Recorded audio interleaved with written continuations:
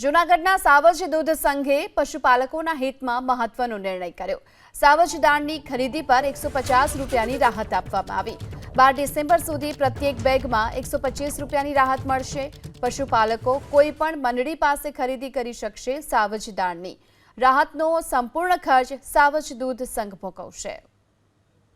તો 125 રૂપિયાની રાહત આપવામાં આવી છે સાવજ દાણની ખરીદી પર અને 12 ડિસેમ્બર સુધી પ્રત્યેક બેગમાં 125 રૂપિયાની રાહત મળશે।